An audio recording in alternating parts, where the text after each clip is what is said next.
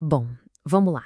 Entre a última página do Antigo Testamento e a primeira do Novo, existe um intervalo, um buraco de 400 anos. E olha, longe de ser um tempo parado, esse foi um período cheio de ação, com o império surgindo e caindo, rebeliões e transformações gigantescas que prepararam o cenário exato para o mundo em que Jesus e os apóstolos viveram. Pois é, essa é a grande pergunta, né? Entender o que rolou nesses 400 anos é fundamental, porque é ali que estão as chaves para a gente decifrar todo o contexto político, cultural e religioso do Novo Testamento. 400 anos! Pensa só, é quase o tempo que separa a chegada dos portugueses ao Brasil dos dias de hoje. Muita gente chama esse tempo de período do silêncio, porque nenhum profeta falou em nome de Deus a Israel. Mas, como a gente vai ver, só porque os profetas se calaram não significa que a história ficou quieta. Pelo contrário, foi uma era de mudanças sísmicas.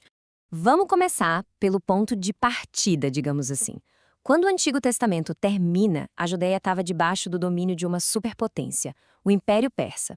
Essa era a situação. O tabuleiro estava montado assim para todo o drama que viria a seguir. O nome técnico para essa época é período intertestamentário. Ele é basicamente definido pela ascensão e queda de três grandes impérios, um atrás do outro, todos brigando pelo controle daquela faixa de terra pequena, mas super estratégica, que ligava os continentes. Então, para a gente ter uma ideia geral, começa com os persas, depois chegam os gregos, com uma revolução militar e cultural, e por fim, as legiões de Roma aparecem para colocar uma nova ordem na casa. Cada um desses impérios deixou uma marca profunda. E a primeira grande virada de roteiro acontece com a chegada de uma força que parecia imparável vindo do oeste. O mundo estava prestes a mudar completamente, e a língua e a cultura grega seriam o motor dessa transformação. Alexandre o Grande, ele era muito mais que um gênio da guerra. Ele foi tipo um missionário cultural. A campanha dele espalhou o que a gente chama de helenismo, que era basicamente a ideia de que a cultura grega era universal. E isso impactou tudo, da arte, à política e à filosofia. Só que tem um detalhe, o império do Alexandre era ele.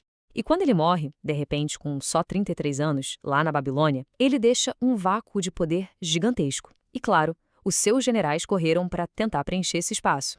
E o que acontece? O império racha. Ele é dividido entre 4 generais. Mas para a história da Judéia, o mais importante foi a sua localização.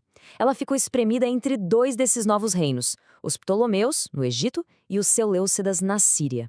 E essa posição transformou a Judéia num campo de batalha constante por mais de 100 anos. E essa briga toda entre os reinos gregos acaba levando a uma das histórias mais dramáticas desse período. Quando tentaram apagar a cultura e a religião judaica, um grupo de rebeldes decidiu dar um basta na situação. A revolta começa com um ato de desafio de um sacerdote já idoso, chamado Matatias. O filho dele, Judas, que ganhou o apelido de Macabeu, que quer dizer o martelo, assume a liderança. E contra todas as chances, ele consegue expulsar os opressores e purificar o templo em Jerusalém. Esse evento é a origem do feriado do Hanukkah. A vitória dos Macabeus foi incrível, né? Garantiu quase um século de independência. O problema é que as brigas internas pelo poder acabaram enfraquecendo a nação. E isso abriu a porta para a próxima superpotência que já estava de olho em tudo, Roma.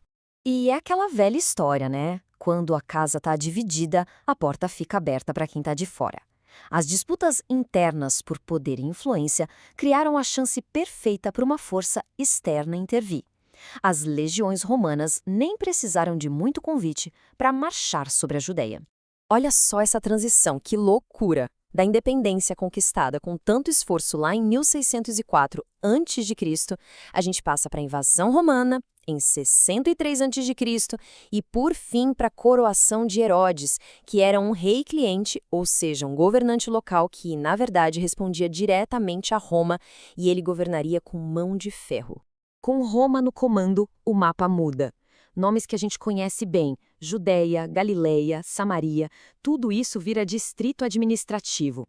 Essa divisão política e geográfica é exatamente o mapa que a gente encontra nas histórias do Novo Testamento.